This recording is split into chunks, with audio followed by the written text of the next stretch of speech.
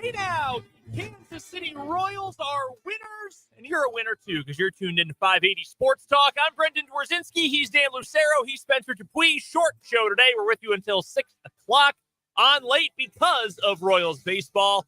And you got to hear a thriller. Maybe it didn't need to be a thriller, but the Royals do come away with the victory. They take the series from the Milwaukee Brewers, and they are on the road now to Los Angeles for the next couple of days. We will break it all down here on 580 Sports Talk. Lots to get to in the about 2 hours that we've got on the show today. We'll recap today's game and last night's game here in just a second for the Royals. Also this hour, we've got today's What Is Wrong With You? And Tim Fitzgerald is going to stop by for the Wildcat Wrap-up, talking all things K-State. A couple of former Wildcats found new homes in the transfer portal today, so we will get to that. Plenty of 580 Sports Talk headlines, some other thoughts on the Royals and their potential pursuit of more hitters, including one that would be a major add to the team that David Lesky has heard about. We'll hear about that coming up in the 5 o'clock hour today. Fun little Chiefs note to get to as well. We will get to your texts, 785-272-9429 to the Top City Metal Supply text line. And, of course, your comments on YouTube as well. 580 Sports Talk is the name of our YouTube channel. Fun one for the Royals today. They have now won each of their last two, or is it two of their last three rubber games? It is two of their last three. They had lost their first 4 3-game series rubber games of the year, and now have won 2 of their last 3, which is pretty impressive. And look, we can start with the offense coming up big late. MJ Melendez deserves a shout out for that throw, that outfield assist to save the lead when it was 3-2 in the top of the 7th inning. But I want to start with Brady Singer, because Brady Singer has been pitching as well as he has pitched ever in his entire career so far this season. The best he has pitched up to this point, I think it is fair to say. You go back to 2022, that would have been the second half of the 2022 season, when it looked like, oh yeah, this is the guy that the Royals thought they were drafting 17th overall back in 2018. It has been a very up and down career, but he has been great as of late. And today, no exception. He was really good again against a good Brewers offense, one we talked about on yesterday's show. Came into this series 5th in Major League Baseball in team OPS entering this series, and Brady Singer was great against him. That's really impressive. I'm happy for Brady Singer, and I'm happy for the Royals too, because right now they've got a legit 1-2-3 in the starting rotation that very few other rotations can touch right now. Reagan's hasn't even been as good as I think he can be, and he's still been pretty good. Lugo's been, for the most part, incredible. And Brady Singer has been really darn good so far this year. That 1-2-3 for the Royals has been great, and it's good to see Singer in a groove consistently now for the majority of this first month plus of the season. Yeah, it's funny you start there because, I mean, the numbers are what they are. He held Milwaukee to a run in 5 1/3. I did not think this was Brady Singer at his best or anywhere close. I did not think he was particularly sharp. It took him, I think, about 30 pitches to get out of the first inning. I don't think he had a very good slider today, though he did get a strikeout on one of them to a left-hander. I forget which. This is a lineup that's a tough matchup for him and a lot of the Royals pitchers, because the Royals are pretty right-handed heavy, and Milwaukee's a team that likes to platoon. They like to pinch hit late in games, get their lefties in against a right-hander, or get their right-handers in against a lefty to turn the lineup around if they can. And a lot of the left-handed hitters for the Brewers are not big swing and miss guys. They're contact guys. And for Singer, who notoriously over the course of his career has had trouble with left-handed hitters, has had much more success against right-handed hitters, let's put it that way. That's a tough matchup for him. And there were a lot of spoiled pitches. There were a lot of tough, lengthy at-bats against some of those left-handers. I'm thinking about Bryce Terang in particular with that leadoff double. He would come around to score, and the Royals were in a 1-0 hole in this game, two batters in. Singer only had 4 swings and misses all day in his 89 pitches, which is a really low number for a starting pitcher to have. And Singer, to his credit, like you said, he's pitched well this year. He's had better days. I thought this was an example of a day where he kind of had to grind through it a little bit against a lineup that he doesn't match up real great with. And to get out of the game only having given up the one run, I think you feel generally okay about that. The problem was because he couldn't get swings and misses, you were getting a lot of foul balls. So it means he was at 89 pitches with one out in the sixth, and it was time to go get him. And he couldn't give you that outing through the sixth. That is my biggest hang up with calling Brady Singer anything more than kind of the mid-rotation presence that he's been for the Royals is his inability to consistently get you through that sixth inning. Maybe I'm sorry to cut you off. Maybe I'm grading on a curve with Singer. I think the thing that has been the most encouraging in a game like this specifically, because you're right, this was not his best stuff today. How many times in Brady Singer's career, which started in 2020, we've got plenty of sample at this point. How many times did things completely unravel on him? Susceptible to the disaster inning in his career. And yes, did he get pulled mid-inning? Yes, he did. Credit to Will Smith for getting out of that.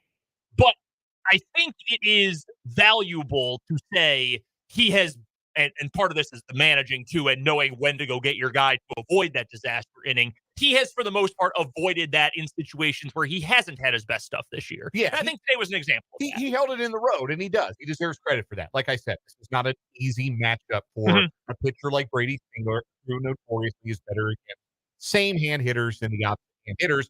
And even though like the left-handed hitters that the Brewers are striking, like Oliver Dunn is not a great major league hitter, but he's a guy who makes some contact and can string out a difficult at bat. Because he can foul some pitches off. He gets a good look at Brady Singer, and he can make Brady work for the out, make Brady work and throw a lot of pitches. And that's why, again, 89 pitches in the sixth. I would have liked to have seen him get one more batter. I understand why he didn't. I understand why that was the time to go to a left on left. And then, of course, that's when the platooning started from Pat Murphy out of the Brewers dugout. But, hey, Will Smith got out of that inning without giving up the lead, without giving up a run. That's 6. He did it. It is 6 straight scoreless appearances for Will Smith. He is not making anybody miss, like not missing bats at all, but he's getting the job done in the role he's being asked to play. And the Royals were able to add on late the 3 spot in the bottom of the 8th inning. That ended up being pretty important because Tyler Duffy came out of the bullpen and clearly wasn't sharp, clearly couldn't locate anything. And Matt Quatrero pulled the ripcord at the right time. James MacArthur got 2 weak ground outs and, well, 1 hard ground out, and then 1 weak ground out, and that was your ball game. So, two thoughts on that inning, real quick, just while we're on the topic. One, Garrett Hampson at first, the first time in his career, Garrett Hampson, well-traveled, Garrett Hampson came up as a Colorado Rocky, as the person in all of your lives, listeners, who knows more about the Rockies than the next person.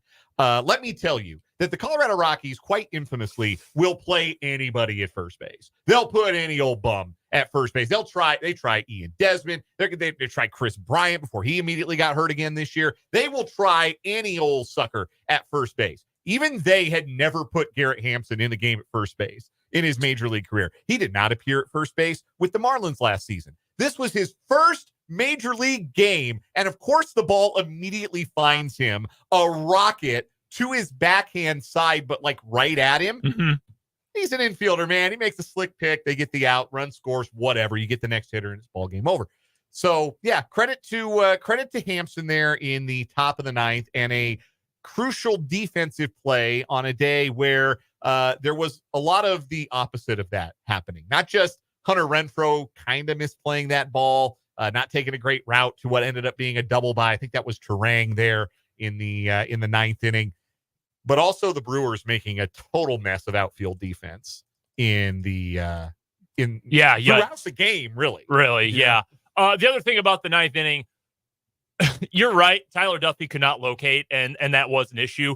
Ryan Lefevre on the TV broadcast was very ready for a widened strike zone in the 9th inning because back-to-back batters, if I remember correctly, had full counts and ended up in walks. And the first one, fairly close. We were watching that one in the office. The next one, it misses just wide, and Lefevre goes, "Oh, come on." And Ryan Lefevre, very even-keeled broadcaster. he was not thrilled. Getaway day, 4-run game. Like, all I'm saying is there are a lot of umpires who would have said, yeah, close enough. Mm-hmm. And you're shaking hands. Credit to this home plate umpire. That's not the job. The job is not to say close enough. And the job is to call the strikes that are actually in the rulebook strike zone. And the umpire did his job. But James McArthur, thankfully, able to bounce back from. And the broader thing with McArthur is not just that he got the 2 outs and got the save today. It's a bounce back, not just for him, but for the Royals as a team from what I thought was really the first junk punch of a loss of the season. Like, they've had like the loss to Texas on Saturday where Heim hit the tying home run in the 9th. That was a tough one. One in Baltimore where Westberg hit the walk-off off of Nick Anderson after the Royals had been ahead most of that game, or the one where the Royals the next night led 3-0 into the 7th or into the 8th and let that game get away. Like, there have been some tough losses, but last night you got a 2-run lead with 2 out and nobody on in the 9th, and you lose the game. Yeah, that's a kick to the willies. And to respond to that in the fashion that both the Royals and McArthur did tonight, I thought that was telling of the team's character a little bit. I was at home for a little bit this afternoon, and I had the Cubs radio broadcast on. They, of course, did not score a single run in a loss to the Padres today. It's fine. I'm not mad. I'm actually very mad. And Pat Hughes, the Cubs radio play-by-play guy, was very frustrated with the Royals for not doing the Cubs a solid and taking down the Brewers. He very frustrated with James McArthur's performance. This is the thing about McArthur. We're going to get more into the bullpen tomorrow and some specifics. I think I said it the other day. They've been more good than bad. I think the bad has been really bad. Like, it's been flashy bad, loud bad, which is a problem. But I think on a day-to-day basis, they have mostly been pretty good. A, relief pitchers are the most volatile players on your roster. B, James McArthur's not exactly like Trevor Hoffman types of experienced out there. Like, he is still very young and very new to this. You're going to have bad moments. It's just going to happen. Yeah, it was a tough. His performance, the home run to Heim on Saturday, the home run to Adames last night, are the difference between this being kind of a meh homestand and having had a really good homestand. It's the difference between a sweep of the Brewers and a series win over Texas, the defending champs, and just 3-3. Which, when you're playing the defending champs and the division leader in a homestand, 3-3 is not ideal, but you'll take it. You'll sign up for it if you can get it. McArthur was the difference, unfortunately, and we're already seeing the backlash on the Top City Mail Supply text line. Bluntly put, McArthur sucks from the 785. I'm going to tell you this: I do not think he sucks. I do not think that I am ready to put him in the elite closer echelon by any stretch of the imagination. I do not think, like you said, we're not talking about like prime Trevor Hoffman or even prime like Greg Holland here yet. But there are 2 things that James McArthur does that are going to give him a chance to be successful in that 9th inning role. Number 1, swings and misses. He's in the 92nd percentile when it comes to whiff percentage in baseball. That was coming into today. 34% of the time he throws a pitch, batter swings and misses. That's top 10 percentile level stuff. Able to get swings and misses. That's how you get strikeouts. That's how you pitch your way out of jams. The other thing he does is he throws strikes, which is why it was so weird that he pitched around Gary Sanchez as the tying run last night, only to give up the home run to Adames. I thought that was weird. If that came from the dugout, that was a huge misfire for Matt Quatrero. Go after Gary Sanchez. The dude strikes out like it's his job. Go after him. That's the out you want. You don't want to put, I know he had homered in the series, and I know he homered again today, but that's still the guy you would rather pitch to than Willy Adames, to me. But back to my point, McArthur, 4.1% of the batters that face him walk. That's also in the top 10 percentile in baseball. Really outstanding command. He's not going to give you those free bases. Now, unfortunately, he did last night and it burned him. But his ability to do those at a higher level, at a top 10 percentile level, give him a chance to be successful over the long haul, even if this was a tough homestand for him. Royals beat the Brewers today. They'll be back in action coming up tomorrow night. We've got some more Royals talk to get to a little bit later on in the show. We'll also talk to Tim Fitzgerald later on this hour. But first, after this first time out of the day, we've got What Is Wrong With You? It's coming up on 580 Sports Talk.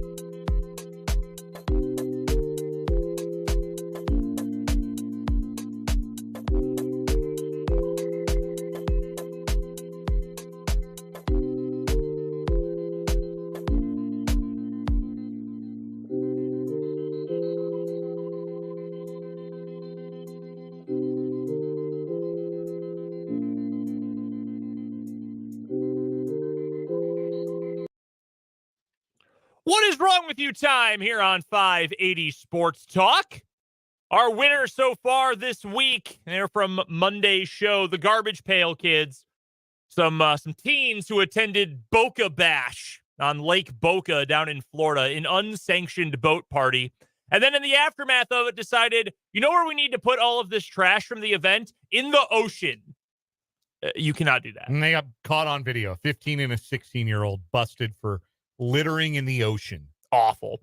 I will go first today, also in Florida. We're heading to Santa Rosa County, Florida, where a man from the town of Milton was arrested 3 days ago after he stuck a gun in an Uber driver's face. 54-year-old Sean Hollenbeck was arrested on a kidnapping charge and a charge of aggravated assault. The arrest report said an Uber driver was dropping off a young female at her address when the girl's father, Hollenbeck, came out of the home not just with a pistol, which would be bad enough. He came out with a whole AR-15. What? The report said Hollenbeck forced the driver on the ground and forced the driver to show him his license. Deputies later went to the home where they spoke with the daughter, who said her dad was, quote, acting crazy, waving his gun around and yelling. Hollenbeck was arrested. He has since been released. So, like, those memes about, like, if you take my daughter out, you better this and that, or, like this dad obviously taking that to an extreme here. I think he didn't know where his daughter was. His daughter, sounds like, was being responsible. Got an Uber ride home. Yeah, she did the right thing. That poor guy. I hope she gave him a 5-star review. I hope so. Gee. I hope the actions of her father didn't ruin her passenger rating. Oh, I'm sure they had to, right? Like, you are responsible for the company you keep. I have to imagine that's an Uber guideline. Yeah, like, hey, ask her if you're taking her home, then see if you can maybe drop her off a block away. Yeah, no kidding. Uber passenger notes. All right, Dan, what's your story for today? Going to Margate, Florida, where a Florida man was taken to jail after he intentionally carved into a Broward Sheriff's Office marked patrol car last week. 33-year-old Enderlin Leonce was arrested on April 29th and booked on a criminal mischief charge. According to Margate Police Department arrest affidavit, a witness reported seeing a man, later identified as Leonce, vandalizing the patrol car before taking off. How did they identify the man as Enderlin Leonce? Well, when an officer arrived at the scene, they noticed that the suspect had used a metal tool to etch the words, "The name is Enderlin Leonce," on the driver's side hood of the patrol vehicle. The officer completed a teletype check of the name and noticed he lived at a residence which was in the area where the incident had occurred. The officer met with Leonce at his home, and that's when Leonce allegedly made multiple statements, including, quote, "I did it. I committed a crime, and I should be going to jail." He was also found carrying metal joint pliers with green paint transfer on the tip of the tool. You don't have to be Columbo to solve this particular crime. Leonce reportedly told the officer that he was revolting because he wouldn't take me back to Haiti and that the officer should, quote, "take me to the officer's house so I can tell him I did it." Oh. Based on his statements and the evidence at the scene, police concluded that he intentionally and maliciously damaged the deputy's car. He was taken into custody. The damage to the vehicle is approximately $1,000 in repair costs. He did continue to make utterances. They did take him to a hospital for a mental state evaluation, and he continued to say things like, "I messed up the cop's car and I should be going to jail for that." I mean, that seems sound of mind to me. Like, yeah, he's made to it. It's very clear and concise. He wanted to make sure that the officer received that message. He knew, Enderlin Leonce, I'm the one that messed up your car. It was me. They must have ran him off or something must have spooked him before he could carve like his address and social security number and phone number. I would have carved something more fun into it. Like, okay, the name is Enderlin Leonce. All right. You awesome. killed my father, prepared to die. Yeah, like I would have put something cooler in. I don't know, anything other than just, "here is my name." Oh, whoop-de-doo. Who are you? It's like when people go by Junior. I don't know your dad. He was clearly angling to be arrested. I guess he wanted to be arrested and maybe want to go be taken back to Haiti. Like that was, I guess that was his whole idea was, "Hey man, I want to go home. Send me home. I'm going to do a crime, so you will send me home." The intentional deportation is a new one. Enderlin, that's Enderlin Leonce. All right, our winner for today is... Man, that's tough. These are good stories. Yeah. Trying to get yourself sent back to your home country is a wild choice and a wild way to do it. This other guy, though, did stick an AR-15 in an Uber driver's face for doing exactly zero things wrong. Doing the Uber driver's job. Yeah. I don't know. Spencer, who you got? AR-15. What are you doing? And it was an AR-15. Like, yeah, it's not like it was a pistol or shotgun. It was an AR-15. He brought out the heavy artillery. Yeah, this does feel like he had some intent to do something. Like, you just bring out a handgun. That's going to scare someone enough. This feels like you wanted to really send a message, which, again, not the Uber driver's fault. Did he think that the driver had taken his daughter? Like, why would you react in this way? I will say he also looks zooted in his mugshot. His eyes are really wide. He does. I think I'm going to go with that one, but I hate the Garbage Pail Kids so much. I'm going to keep them as our weekly winner for my vote this week. Yeah, we're going to hang on to the Garbage Pail Kids, I think, but two really sound stories. A very strong day today. That is still, though, our weekly winner, the Garbage Pail Kids, in What Is Wrong With You. Tim Fitzgerald is going to join us next for the Wildcat Wrap-up here on 580 Sports Talk.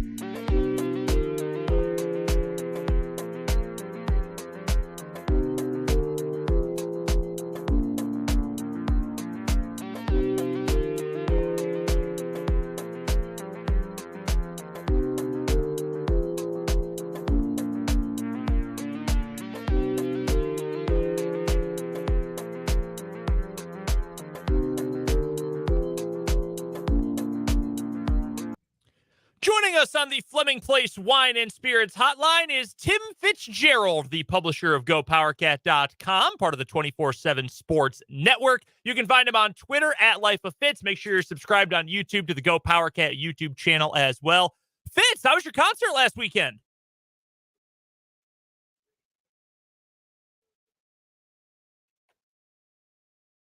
Where was what venue were they playing at?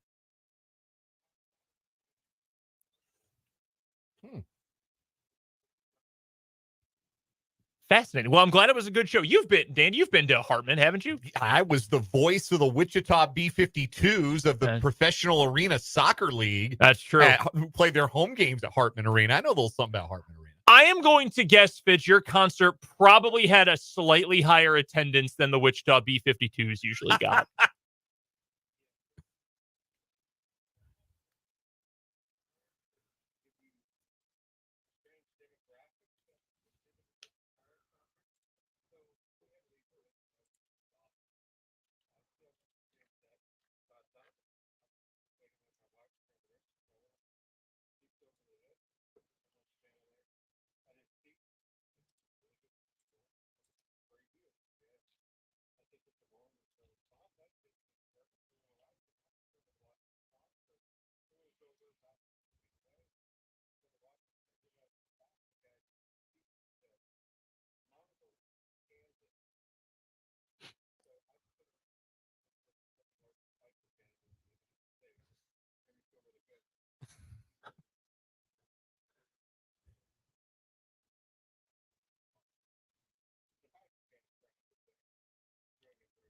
So are you an associate member now? Is that what you're telling me?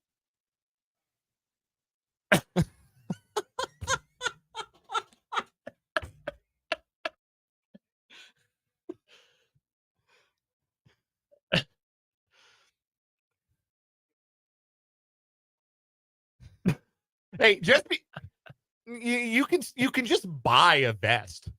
You know, you don't have to be in a biker gang to buy a leather vest and look cool in a leather vest.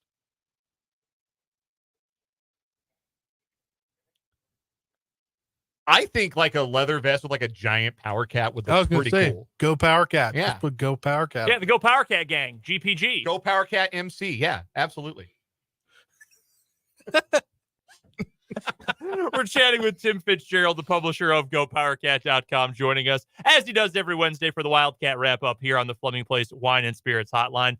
Fitz, let's get to some K-State news and notes here. And this past weekend, while great at Hartman Arena, not so great for Jerome Tang and his squad in the transfer portal. Cliff Amori, the big man from Rutgers, I was not super surprised he went elsewhere. There wasn't a whole lot of buzz with him after his visit to K-State. Khalif Battle, though, he ends up committing to Gonzaga instead of the Wildcats. How big of a miss are those two players, and specifically Khalif Battle?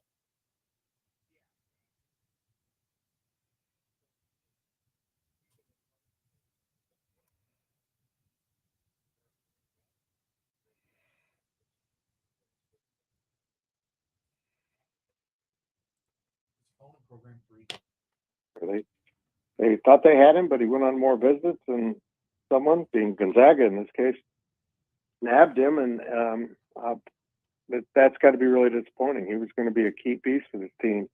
But I got to emphasize, it's not NIL money. They got the money to get guys, and they're just not getting the deal closed right now. You mentioned that about Amori, and I know I had said something similar. I can't remember if I had seen this on Twitter or somewhere else, but I thought it was at least an interesting point, and I'm curious where you stand on this, Fitz. Do you think that this staff has spent too much effort on guys who they don't have a realistic chance of landing for one reason or another, whatever that reason ends up being? And I think there was some connection to some guys who K-State missed on last year as well in the portal. Do you think maybe just the time commitment to certain prospects has been an issue? I don't know. It's such a hard, fine line to figure out. These guys appeared to have really good visits to Manhattan, and they seem to go well, so you probably want to keep investing time in them, but then it turns out to be a really bad waste of time when they commit somewhere else. And, not being privy to, the interactions the player has with the coaches, it's hard to say if they were wasting time or if the kid was, just telling them what they wanted to hear. I think that's probably a big part of it, and not really as interested in K-State as the coaches believe. But it has turned out to be not just a waste of time, but also investing in this player when that player was more attainable, maybe not the same level, but now they're committed elsewhere. Because the portal's closed. Unless you're a grad student, you're not going into the portal anymore. And K-State has not had success, the level of success they wanted in the portal. They've still got a lot of openings on this roster and holes to fill, and the level of players is dropping every day from the portal. Tim Fitzgerald of GoPowerCat.com is our guest on the Wildcat Wrap-up here on the Flaming Place Wine and Spirits Hotline. We do this every Wednesday at this time here on 580 Sports Talk. Fitz and his staff can be found at GoPowerCat.com, part of the 24/7 Sports Network. You can find Fitz and his musings on Twitter at Life of Fitz. So where does K-State go from here now, Fitz? They've got 8 players under scholarship for next season. Do they start looking more at players who are going to have multiple years of eligibility? Because that's all of their commitments so far out of the portals, all guys with multiple years of eligibility remaining. Are there some one-year guys that they really want to bring in? Do they maybe double back to some players that had been on their roster before and entered the portal, or are those doors closed? What's the next step for Jerome Tang's staff? Oh boy, here we go. Just to go find whatever is available out there. I've been saying for a while that, players like Jarrell Colbert and Day Ames would have been playing. They would have probably got the minutes they wanted, but they left. It looks like Jarrell might end up at SMU. Day's still early in his portal experience, so we'll find out. He visited Virginia, but honestly, I'd try to recover Day. I really would. And to give you a little more depth in the backcourt, what's crazy about it is I think Day was going to start next year, and I guess the family didn't feel like there was a defined role or promised playing time. Well, what coach is going to promise you X amount of playing time? What if you're not the better player? That's a good way to blow up your program. But I think he was going to be a key cog, and he went elsewhere. And boy, I tell you what, if Day wasn't happy in Manhattan, Kansas, I can't imagine him thriving in the Virginia system. That is the most dreadful form of basketball one could witness. It's just, it's like dental work with high tops. It's just horrible. Facts. I want to ask too about the staff's connections both in junior college and internationally, because a lot of times when you get to this phase of the portal, this phase of summer recruiting, you hear about some of the international names. You hear sometimes about junior college kids who are late commits and find spaces to play. Is that an angle to your knowledge that this staff is working, or what are the level of connections there? Yeah, they're certainly working international. I know that Dream Dowling went to an event in Africa, and I thought that was very interesting. And it's also a benefit in the fact that if you can add some international players, the NIL rules are different. They can't take money, not under their student visas. Now you can sneak them money if like K-State goes to the Caribbean to play a tournament. You can give him, NIL money from there to do an appearance, but it does kind of give you an advantage, or you can save NIL then for your American students. But, at this point with 5 to go on this roster, they need to start closing some deals and picking up more depth pieces. Of those 5 scholarship spots that they can still fill on the roster, how many of them need to be day one contributors? How many of them need to be guys that will be rotation players at the bare minimum and possibly starters right away? And how many of those can maybe be more developmental pieces? Yeah, I'd say half and half, 2 or 3 in either way direction. They certainly need a frontline center. They need 2 centers. So they need one that's obviously the guy and another one that might be young and developed. They obviously need a big guard. Kaluma is in the portal. Maybe he comes back. I don't know. And Battle didn't come. And, and then you just need, some more guys up front and at least another guard, and I think you're good to go at that point. But boy, this is a lot of work to go. We're chatting with Tim Fitzgerald. He joins us every Wednesday here on 580 Sports Talk on the Fleming Place Wine and Spirits hotline for the Wildcat Wrap-up. Fitz, of course, is the publisher of GoPowerCat.com. Fitz, I wanted to flip over to football here for a little bit. It's actually the top story that you guys have posted right now over at GoPowerCat, right in the center of the page. I had seen this last night, though, from one of the 24/7's national writers, Carter Bonds. It's his ranking post-spring practice of the 16 supposed starting quarterbacks in the Big 12. And there's always debate with stuff like this. But I do find it interesting that Mr. Bonds has Avery Johnson ranked 7th. Well, just yesterday on this very program, we were talking about how the DraftKings Sportsbook has Avery Johnson as the best odds of any Big 12 player to win the Heisman Trophy this year. Are you a little surprised by the different national outlets and how apparently different they view K-State's new starting quarterback?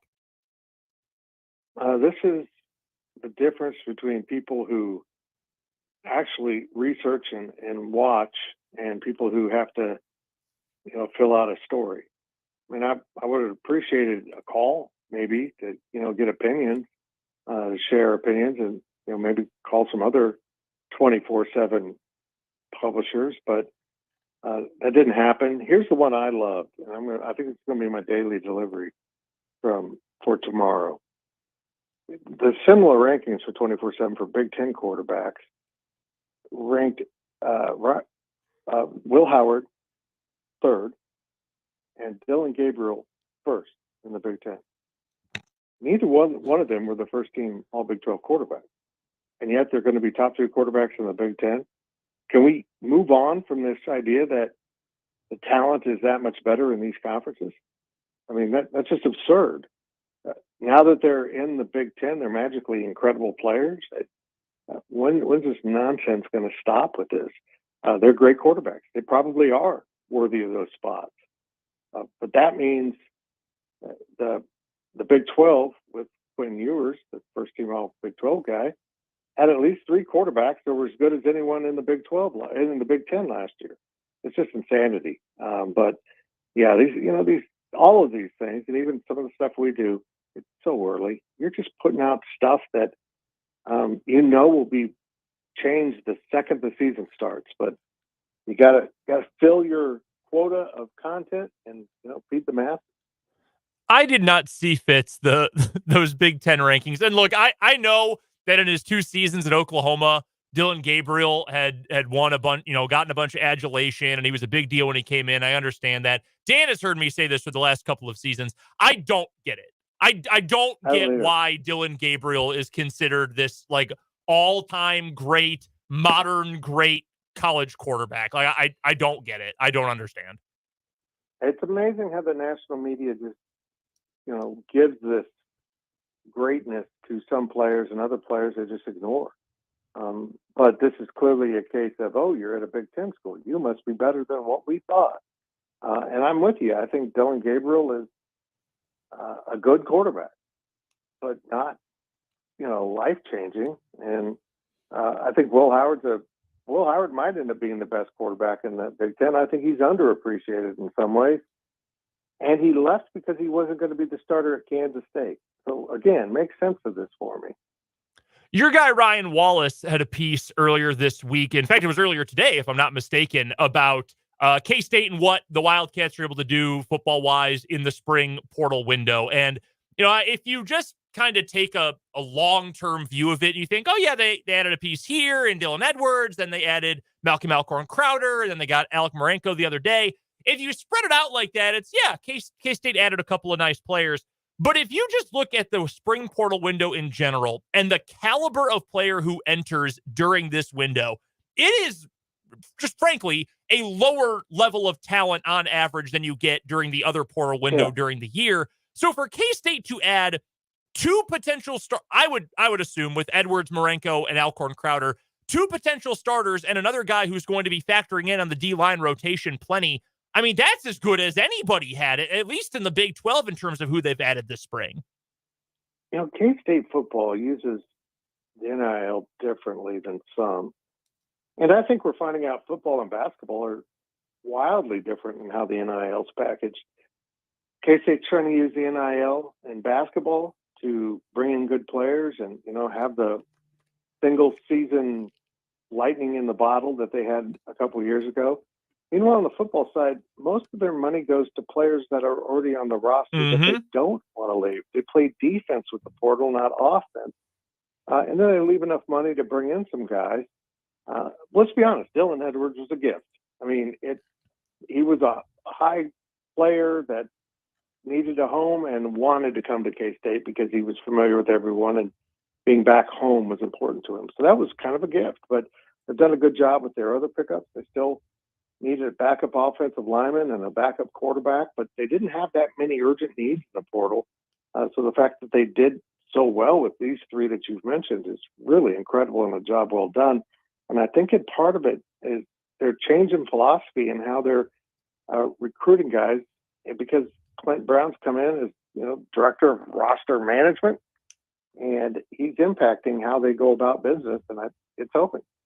I think that's the best way, personally, to build a sustainable roster. And I think both the coaches in the state at the D1 level, both Coach Kleiman and Coach Leipold at KU2, have a similar philosophy in that way. I think that is the best way to build this, Fitz. In an era where guys can move around so frequently, to me, that's the best way to keep your veterans happy, but to keep them in town and playing for those kinds of accolades.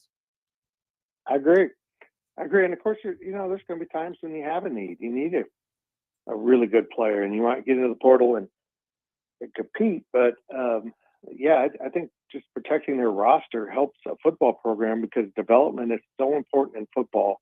It's important in basketball too, but it's obvious in football when a young guy is physically outmatched, and in a couple of years he's not, and he's learned how to play, and he's really good. In basketball, we've seen it with K-State. Hey, I played my freshman season, and now I'm not going to be a star on your team. I got to go.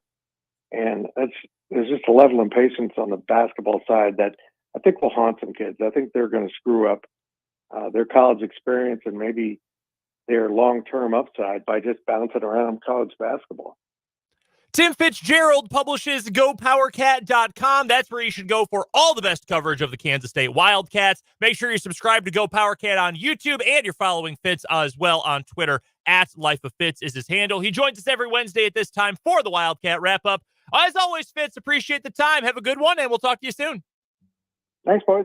That's Tim Fitzgerald from GoPowerCat.com. 1 hour left on 580 Sports Talk. We'll lead it off with headlines after the news.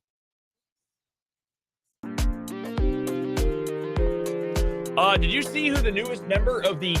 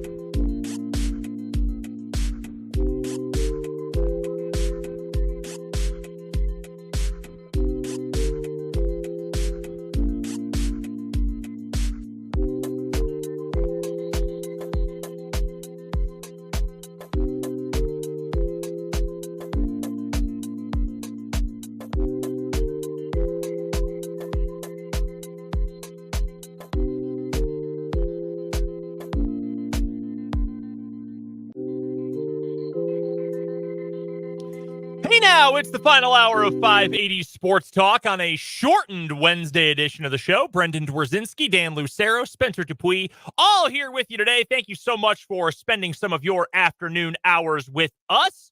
We've got plenty to get to in this final hour of the show, including our 580 Sports Talk headlines and the playoff roundup coming up here in just a few moments. We will also get to some notes and thoughts on the Royals potentially adding another bat.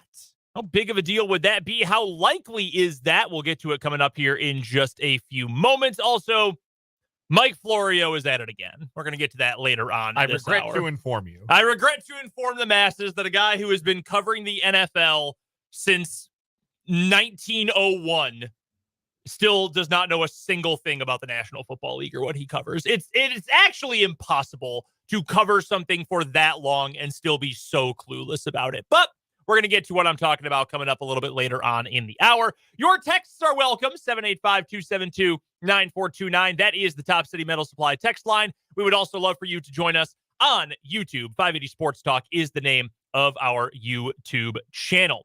And, of course, on 580 AM and 104.9 FM, you could have heard the thrilling radio call of the Royals win today over the Brewers. Our pal, the Jayhawker, says on YouTube, nothing better than listening to baseball on the radio. I haven't watched 2 hours of televised coverage in total this year. Well, we have been your home for Royals baseball since the very beginning in 1969. And he also adds, hopefully the Royals will obtain multiple bats, not just one. But we'll get to the Royals prospects and prospects for adding a player and what prospects that might cost. A little double entendre for you coming up later on this hour. But first things first, it is time for our 580 Sports Talk headlines for the day.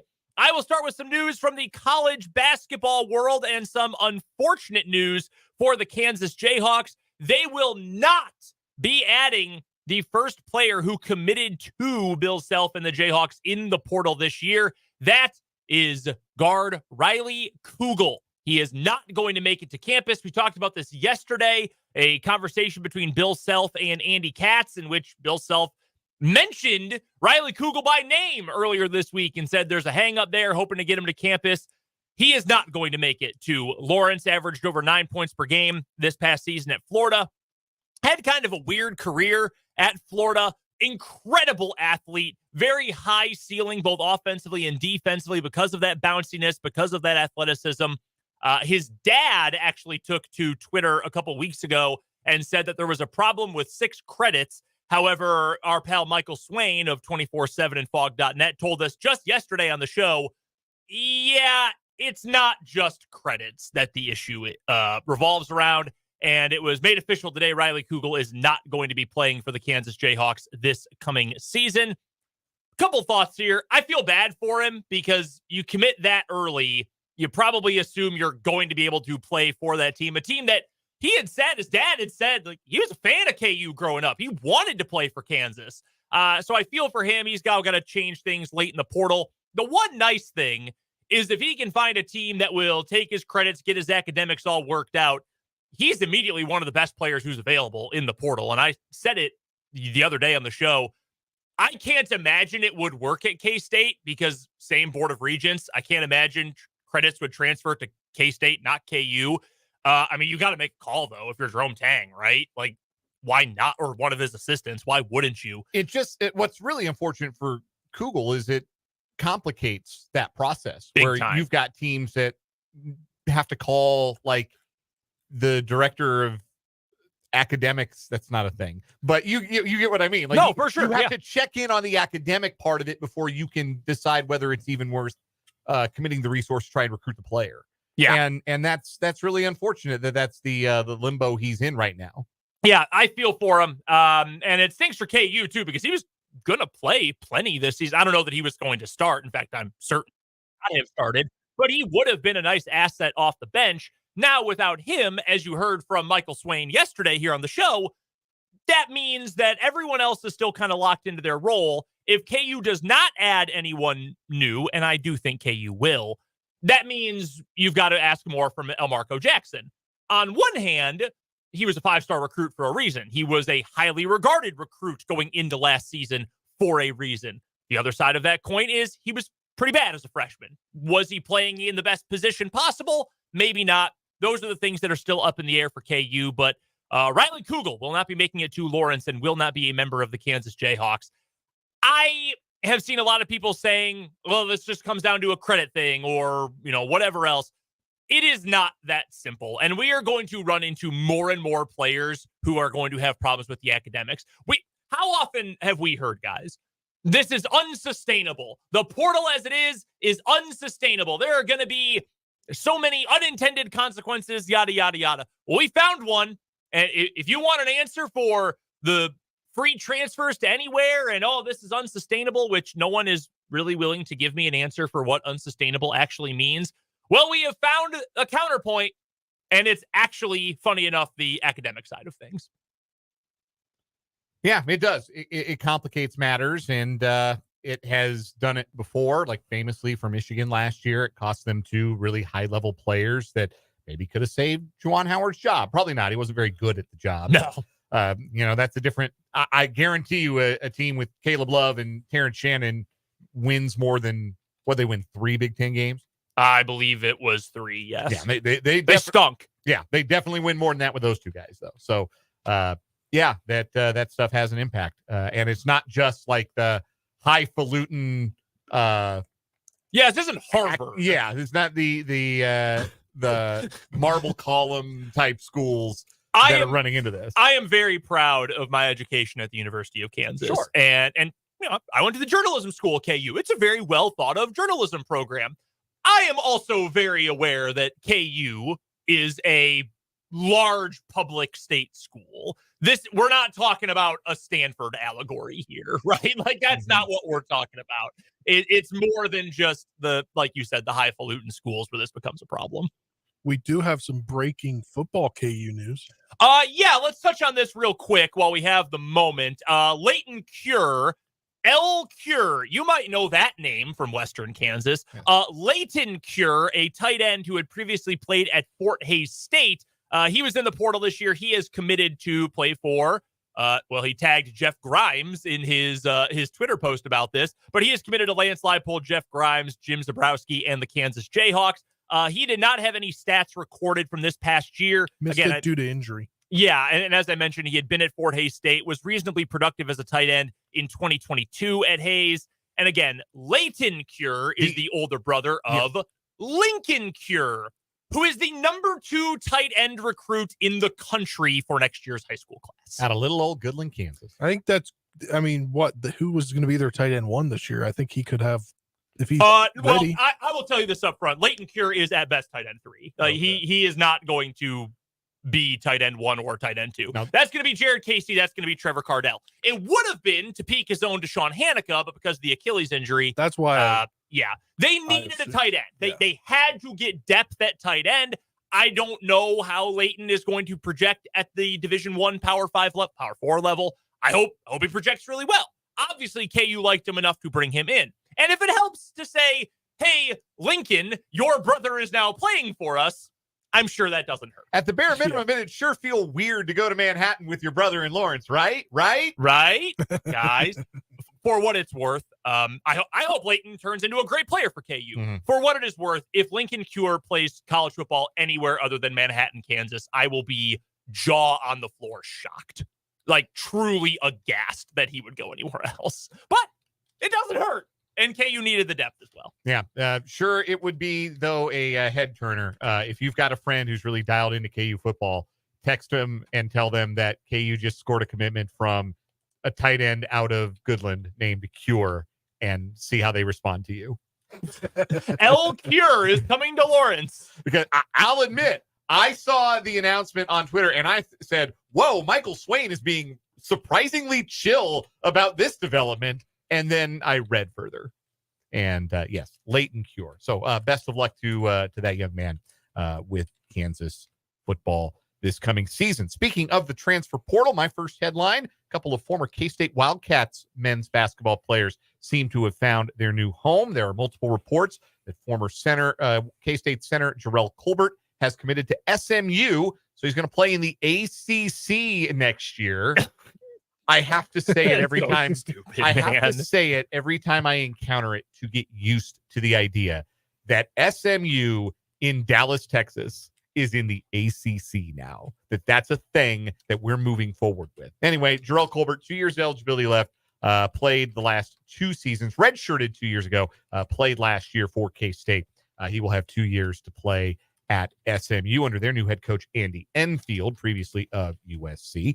RJ Jones is going to stay in the Big 12. The guard who played as a true freshman for the Wildcats last year committed to TCU. At least that is the reporting, that he will go play for Jamie Dixon and the Horned Frogs this coming year. He'll have 3 years of eligibility remaining. So I am glad that I did not end up saying what I wanted to say. I think it must have been yesterday when we were talking about K-State, or it was earlier in the week. It was Monday when we talked about the tough weekend in the portal. I really wanted to say, and we just ran out of time, man, I would try to bring back Jarrell Colbert, because if nothing else, he's 6'10" and he knows the system. And if there's a good relationship there and I'm K-State, I maybe see how interested he is in coming back to Manhattan. Clearly that was not going to happen. I do not know why he left, if it was a playing time thing, if it was a relationship thing, if the staff pushed him out, if he wanted to leave. I don't know. Pushed out is strong. That's not what I mean, but encouraged to go maybe seek some other opportunities is a fairer way to put it. Good luck. That's probably a good level for him. I think he can make an impact still. I think there's still something to get out of him.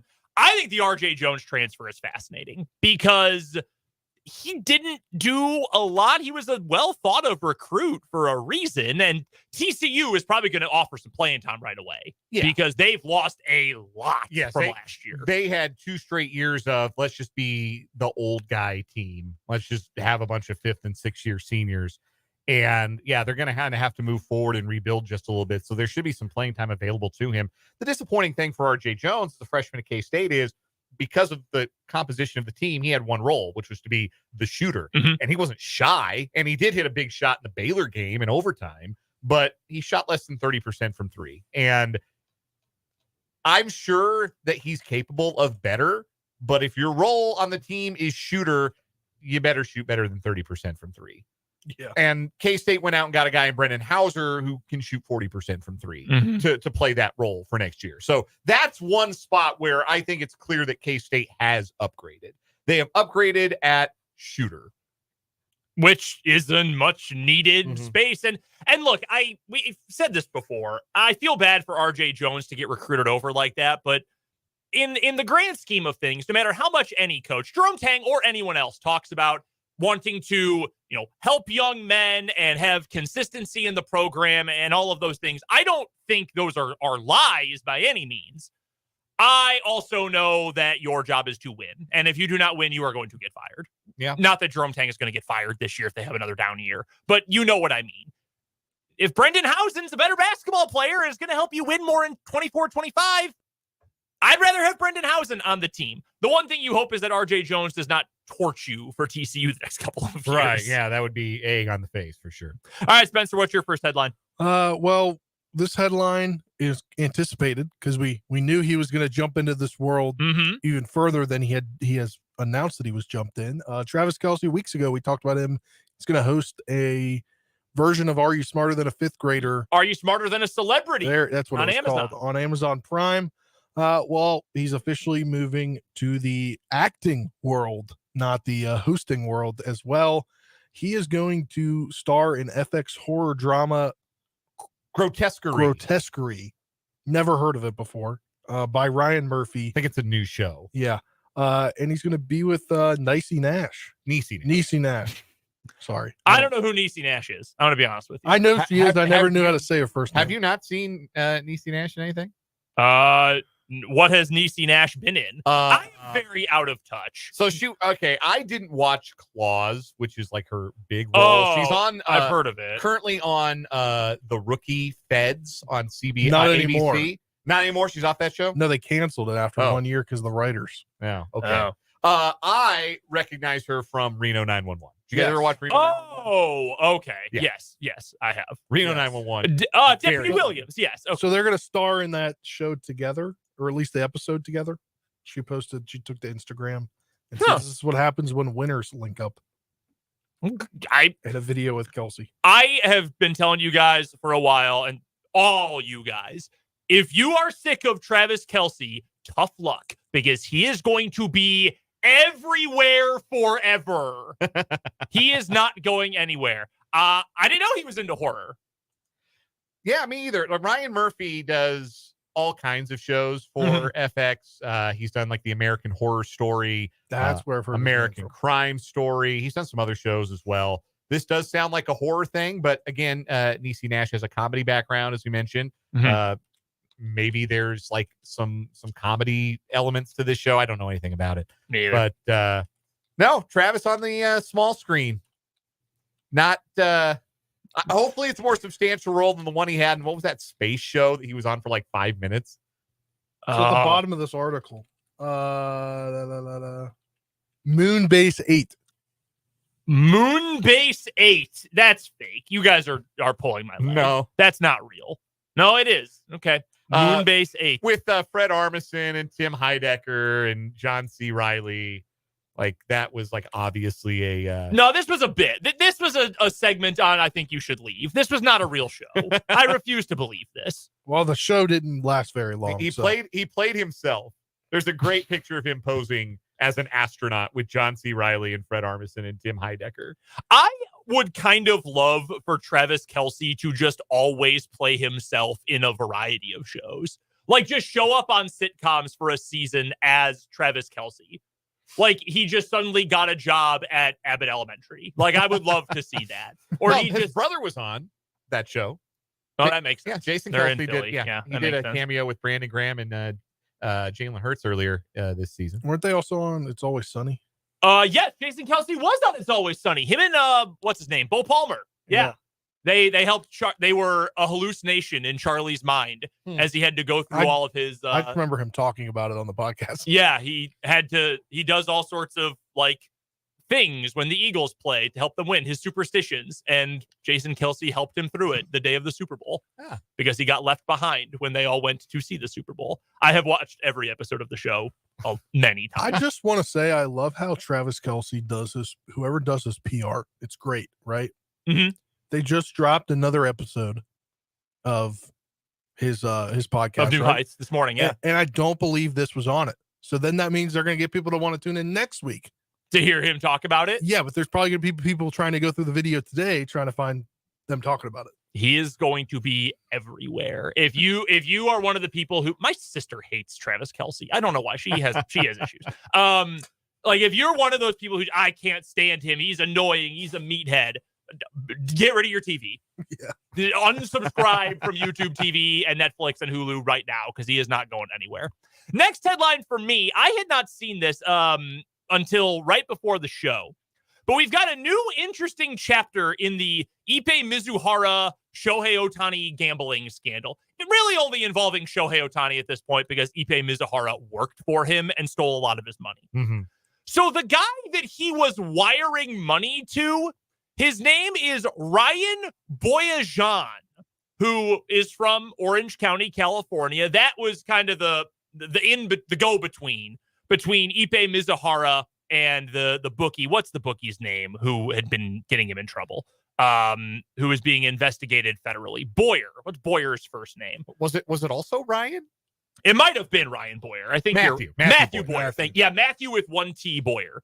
That's what Mitch Holthus would call him. Like Philip with one L Rivers. Yeah. Matthew with one T Boyer. God, I love Mitch. So here's why Ryan Boyajian is significant. I'm not going to say just your wives or girlfriends, but probably many wives and girlfriends might know him. He is married to one of the main cast members on The Real Housewives of Orange County. Yeah. And he was getting involved with Ippei Mizuhara and was taking his money that was eventually being used for these gambling purposes. I feel like we need Abby Dworzinski's thoughts. So Abby, I can tell you because she is my insider. I asked her when I saw this story today, I texted her right before she got on her commute home from work. What do you know about Ryan Boyajian? She has told me, quote, I know nothing except he dates / is engaged to one of the housewives. She has not been really into Orange County for a while. Most of her attention is on Salt Lake City, Potomac, and New Jersey. I think. Shout out those Potomac. the ones she's big fan of Potomac. Bad season though. Didn't love this most recent season. DC area repping. There are some fascinating stories in here about what some of this money was used for. Including, this is from ESPN, Tisha Thompson, who's been all over the story for ESPN, including Shohei Ohtani was going to gave a $60,000 check to Ippei Mizuhara to get dental work done. Instead, Ippei kept that money for himself and then stole other money from Shohei Ohtani in the same transaction to pay off his bookie. Bad guy. Very, very bad guy. Also, here's a fun little note for you. Were you aware that this is not the first member of the Real Housewives various casts who is involved in the sports world, who is also involved in federal crime? The Real Housewives cinematic universe? No, yes. I did not know that. So there is a woman by the name of Jen Shah who is either already in federal prison or is going to federal prison. She scammed a bunch of old people. Very, very bad person. She is on the Real Housewives of Salt Lake City. I promise this is going somewhere. She is also married to a man named Sharif Shah, who has been the special teams coordinator and cornerbacks coach at the University of Utah under Kyle Whittingham for the last 12 years. All right. I think I did know that. Yeah. I'm going to give a tip to everyone in the sports world. Avoid anyone with a tie to the Real Housewives. It is only ending poorly for all of them. Wasn't one of the Real Housewives like their daughter married to an Atlanta Falcon? Yeah, Roy Bierman's wife. Yeah, she was on it. I think they've gotten divorced. Well, yeah. Love is dead. Corey Bierman. Yeah, Croy Bierman. Corey Bierman. Yeah. Don't get involved. It's not going to end well for you. Okay. Before we get to the playoff roundup, a quick other headline from the gossip world. The boyfriend of internet famous college gymnast Olivia Dunn is going to make his major league debut on Saturday when he takes the mound for the Pittsburgh Pirates. You may know him better as the number 1 pick in last year's Major League Baseball draft, Paul Skeens. Paul Skeens has been wasting his time for the AAA Indianapolis Indians the last month and change, throwing 100-mile-an-hour fastballs and devastating sliders past plainly overmatched hitters. The Pirates are now finally ready to bring Skeens to the bigs. If he was good enough to rizz up Livy, how's he going to do against the Cubbies on Saturday? Riz up Livy. He stole Livy from Baby Gronk. He did steal Livy from Baby Gronk. None of those words are in the Bible. Paul the Drip King Skeens. So I was telling Spencer this earlier when he told me this news. This is a waste. What you could pitch Spencer for 6 innings and only give up 4 hits against the Cubs right now. Like, why are you wasting him on the Cubs? The Cubs have a winning record. I shouldn't be this negative. They got 1 hit today. Yeah, it was very bad. But Dylan Cease embarrassed him. Again, no need for this. You could have pitched anyone against the Cubs next weekend, and it would not have made a difference. Save him for a good team. When's the next time the Pirates play a good team? I don't know. Neither do I, because why would anyone? All of them, most of them are good relative to the Pirates, which is something that Bears. That is certainly They just lost a series to the Angels, who are also rancid trash. So who are going to play the Royals next? Yeah, hey, it all ties into the local angle. Anyway, Paul Skeens coming to the major leagues. That's a big deal. All right, it's time. It's time for the 580 Sports Talk Playoff Roundup. We'll start with the hoops, where it was easy victory for both of the number 1 seeds in their respective conferences in game 1 of the semifinals last night. Boston hammered Cleveland, and Oklahoma City dominated Dallas in the second half. Easy wins for the Celtics and the Thunder. Just 1 game on the docket tonight. Game 2 at Madison Square Garden. The New York Knicks look to take a 2-0 series lead. They are running out of ambulatory bodies. They are without backup center Mitchell Robinson for the rest of this series. Wait. You are telling me that a team coached by Tom Thibodeau is running out of healthy players in the playoffs? I refuse to believe He may play all 5 of his starters 48 minutes the rest of the way through. There's no May. Like he's absolutely going to do that. That's his dream. Knicks took game 1 by 4 points earlier. Game 2 is tonight. On Frozen Pond last night, we were working overtime. Double overtime at the Garden. Vincent Trocheck, the heroes, the Rangers beat the Hurricanes 4-3. New York up 2-0 on Carolina. in that Eastern Conference semifinal. Out west, the Colorado Avalanche rallied from a 3-0 first period deficit. Miles Wood with the winner, 11 minutes and change into the overtime period as the Avs beat the Dallas Stars 4-3 in Dallas to take a 1-0 lead in that series. Tonight, Boston, Florida, game 2 out east. Boston with a 1-0 series lead there. And the final semifinal that has yet to begin gets underway tonight with the Edmonton Oilers at the Vancouver Canucks. All right, real quick. I will take Boston over Florida. I follow Florida Panthers fans on Twitter for some reason, both of whom cover Kansas State athletics. I don't know how that happened. Bad vibes. Everybody seems to have very bad vibes about that team. So I'll go with Boston. And I'll take Edmonton over Vancouver, just in the series in general. Yeah, they got the best player.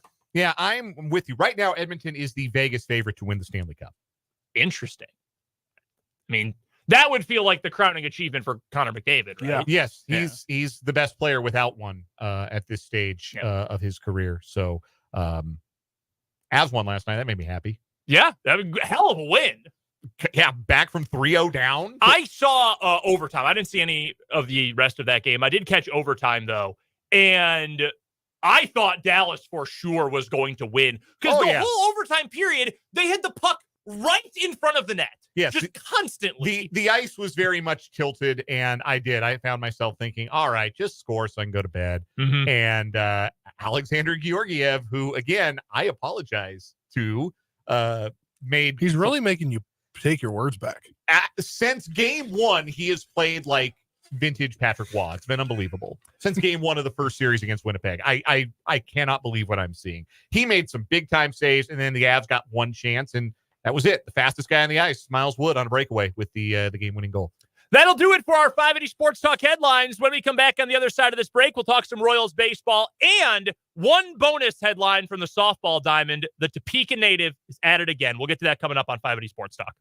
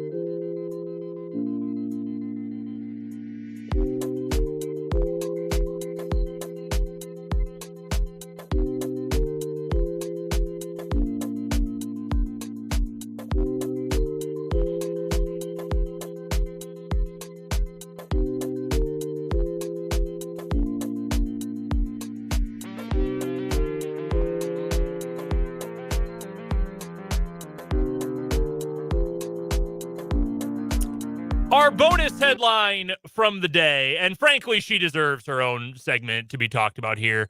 The pack 2012 Softball Pitcher of the Year is Nyjah Kennedy, Topeka High graduate, Topeka's own. She is incredible. Truly, truly incredible. You and I have both gotten to talk to Nyjah for various purposes over the years. Great, great person. Really fun to talk to. Great interview.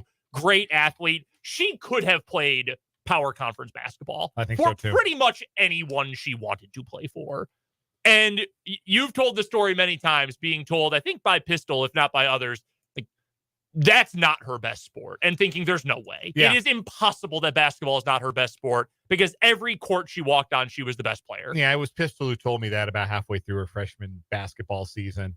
And I thought, yeah, I know this guy knows everything, but I think he might be mistaken on this one. And no, he was in no way mistaken. He was right again, as he always is. She'll go down in history as the last Pac-12 softball pitcher of the year. That's true, at least in its current orientation. That's a good point. She will always have that. She's remarkable, truly, truly remarkable. So shout out to Nyjah Kennedy. We're going to try to get Nyjah on the show once the softball season wraps up. We got to talk to her when last season ended, when she was the freshman of the year.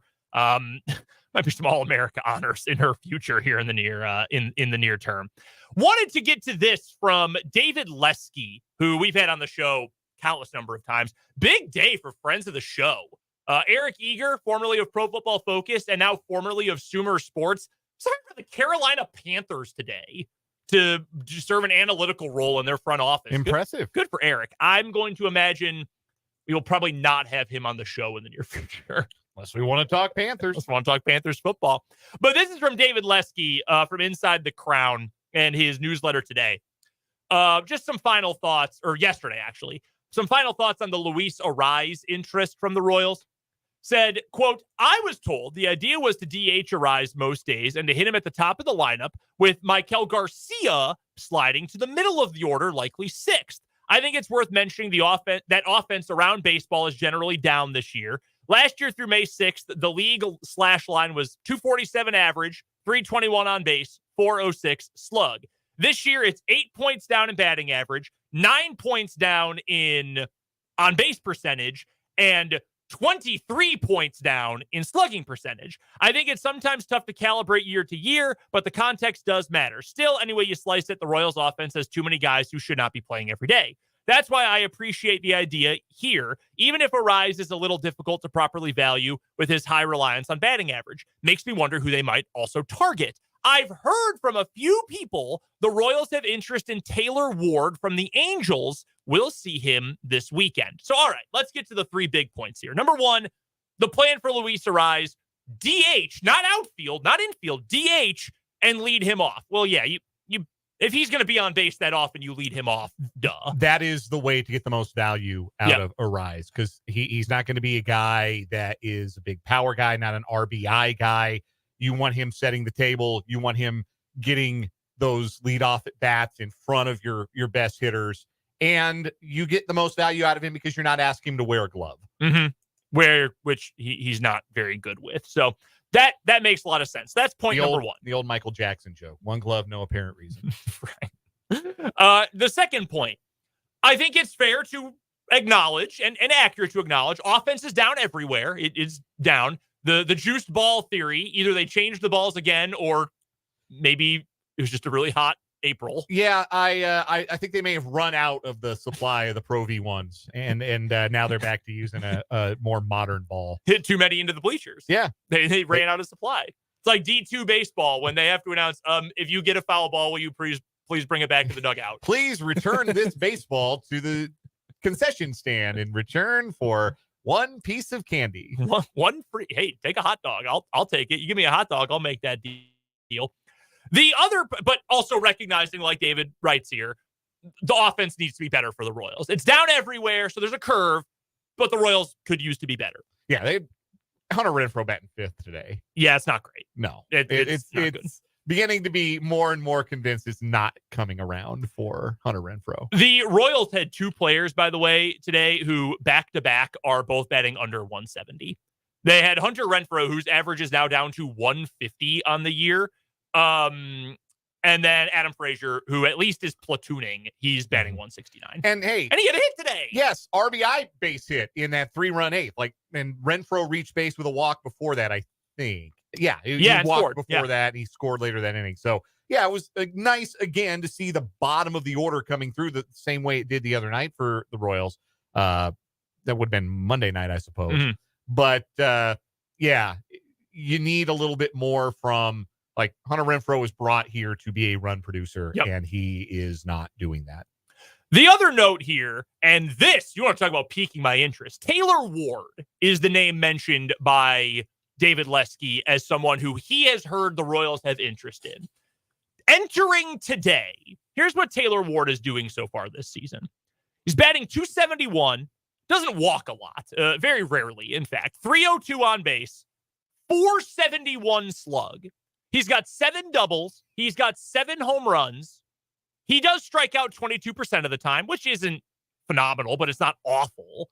And he is a baseball savant darling. You know how often I like to reference baseball savant. What do I mean by that? He hits the you-know-what out of the ball. Red everywhere. Exit velo, barrels, hard hit percentage. Awesome. He crushes the ball. Sound like a Royal? That sound like the new profile for Royals hitters? Yeah. He's got 2 years of arbitration left after this season, and you've got more than half of this season. I think it would probably cost quite a bit to get a player like that. Now, maybe not, because the Angels are an embarrassment and Artie Moreno just doesn't like paying guys. So maybe you wouldn't have to pay all that much for him. I don't know. I would do that. You're telling me you could get that guy? I don't know. I don't know what it would cost. I don't know what it would take. But a guy with that kind of profile and that kind of production that you would have for 2.5+ years, I would absolutely be interested in that. And over the course of the last 2 seasons prior to this one, he had a .801 OPS and averaged 18 home runs a year. I think this is a useful player. He has a history of playing all over the diamond, although they've limited him to just left field so far this year for the Angels. Yeah, you've got to upgrade offense. And this is a player with a track record of being a good offensive player with some power from the right side of the plate. Power that right now they're not getting from the right-handed bats in the bottom of their lineup. So I don't think that Taylor Ward, obviously he's not the same kind of offensive player as Arise. Like, this isn't a guy you get to bat leadoff. Right. But this is a guy you maybe feel really good about batting 5th or 6th. Take a little bit of the pressure off of Renfroe, probably replaces Velasquez on the roster. Like, in a theoretical world where he ended up on the Royals tomorrow, keep him down in AAA. Yeah, you would replace if Velasquez wasn't part of the trade, frankly. Well, you could do that. You could. Then you see, what kind of profile are the Angels interested in with their new manager, Ron Washington? I don't know, but I like the idea of upgrading offense in the corners, because right now the Royals are not getting enough offense from the corners of the outfield. And even though I think MJ Melendez will come around, he's struggling right now. He's late to the high fastball. Pitchers are hammering him with that high fastball, and he's having trouble getting to it.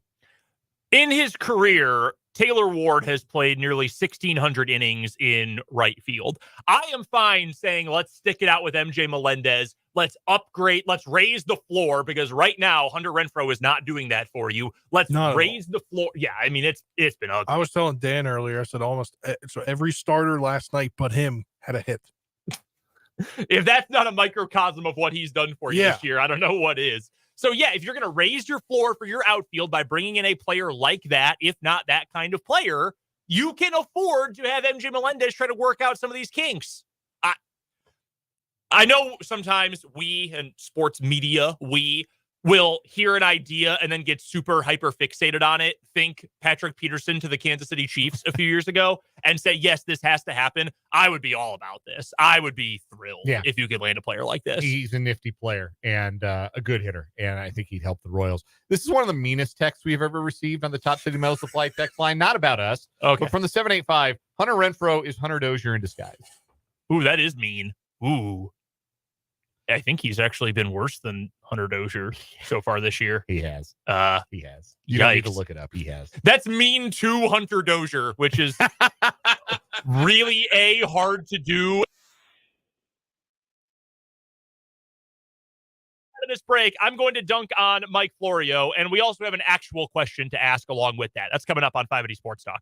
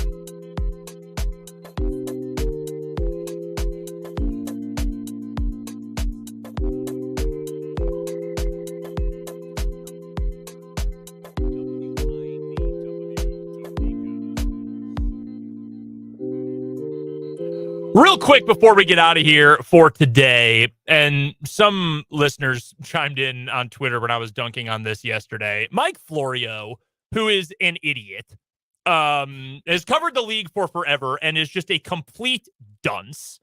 He and Chris Sims, also a dunce, I won't get into it. We're short on time. They put together on their show PFT Live their rankings of the best NFL rivalries going into 2024. Okay? Best rivalries in the NFL going into this season. Mike Florio, number 1, Chiefs-Bills.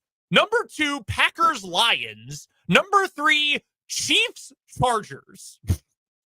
Chris Sims put Chiefs-Bengals number 1, Chiefs-49ers number 2, Eagles-49ers number 3. Now, while Chris Sims is a dope, I at least can see some logic in his. Like, I believe that Chiefs-Bengals has become something of a rivalry. Now, it's kind of on hiatus because the Bengals didn't do anything this year, but, like, there's actual hurt feelings between those two teams. Like, yeah.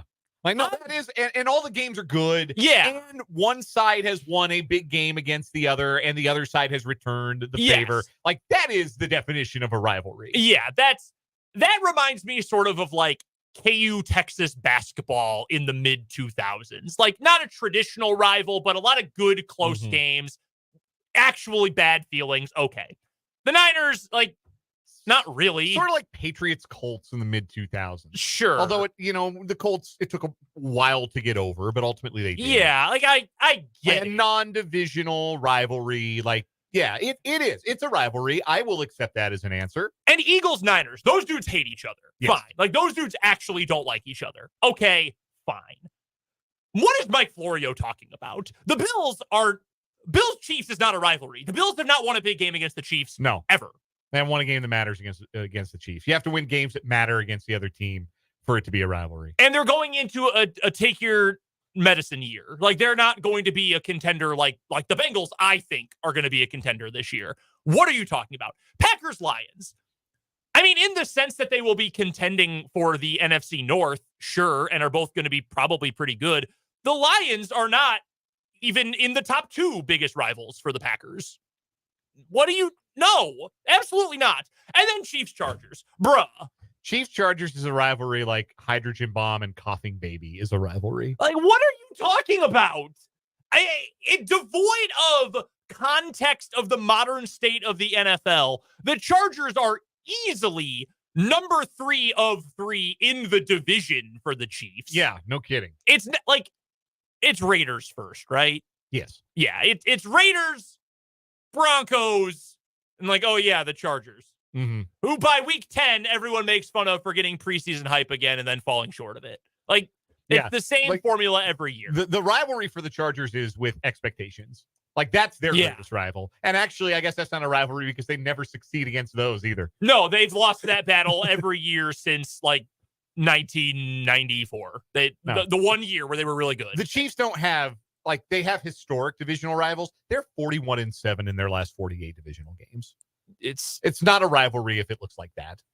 Is the number 1 Chiefs rivalry going into this year Chiefs-Bengals with the assumption that the Bengals are going to be better? Historically speaking, no, but like in terms of like bad blood and anticipation for a matchup, yes, right now that is the rival for the Chiefs. Like if the Raiders or Broncos were better, that's right at the top. But Jeffrey, our resident Raiders fan in the YouTube comments says, hey, I love the Chiefs-Raiders rivalry. A great rivalry. The Raiders just aren't very good. Right. The Broncos aren't very good. Like, if those had more meaning, if those two teams start beating the Chiefs more often, then yeah, we'll bring back the old photos of Derek Thomas sacking John Elway or Hank Stram coaching at the Coliseum. And right. Like, we'll bring back the old footage, but there's no new footage because the Chiefs have just been putting a foot in their what's the last 7 years. It's why if you're ranking the teams in the NFL, you start with the Chiefs at 1, and then everyone else is on tier 2. Yeah. Like that's until further notice, that's how they have to be divided. Mike Florio is a moron. He is so dumb. I cannot get over it. Coming up next, we'll wrap up this shortened edition of 580 Sports Talk with today's final word.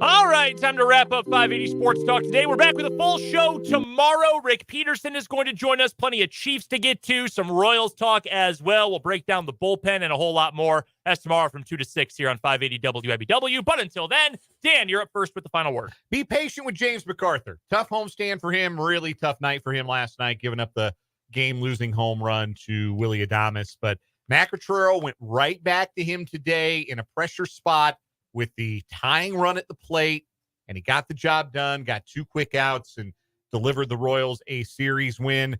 He's not going to walk a lot of guys. He's going to get a lot of swings and misses. Those are 2 ingredients of a really good closer. As a young player, give him a chance to put it all together. Trevor Williams is the 11th in the MLB in ERA. He is 3-0 with a 4-0 with a 1.96 ERA. The Nationals shut out the Orioles last night, and Corbin Burns beat them up 3 runs. They won. They're over 500 for the first time since July of 2021 when I was just starting my first job out of college. And they have 2 on and no outs right now to start the game off in the bottom of the first inning. So hopefully they go 2-0 against the Orioles. Wow, Royals, Cubs, Nats, all over 500. We won't talk about Dan's favorite team for your own sake. What? Come on, man. Well, Not necessary. The What's your Avs final word? The Avs and Nuggets are doing well. One of them is. One of them is, anyway. Final word for me today. I'm all in on the Kansas City Royals adding a bat. I am all in on doing something. If you want to commit to this being a new era for this team, for being an actual playoff contender, go make a move. Taylor Ward or someone else, go improve this team while you've got a chance. We're back tomorrow with a full show from 2 to 6. For Dan Lucero, for Spencer Dupuis, I'm Brendan Dworzinski. Appreciate you guys as always. We'll talk to you tomorrow back here on 580 Sports Talk.